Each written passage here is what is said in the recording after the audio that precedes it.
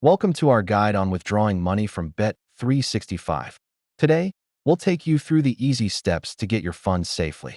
Before we start, ensure that your account is verified and that you have a linked payment method to make your withdrawal. First, log into your Bet365 account.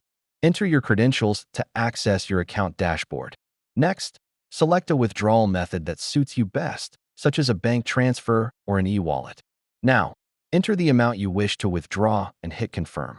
Make sure it's within the limits specified. Processing times can vary based on your chosen method, so always check for the expected time frame. Remember, you may need to verify your identity for security reasons before the withdrawal is processed. If you encounter issues, refer to our troubleshooting guide, which covers the most common problems. Keep these tips in mind for a smooth withdrawal process, such as double-checking your details. To wrap up, remember these steps for a hassle-free withdrawal from Bet365. Happy betting!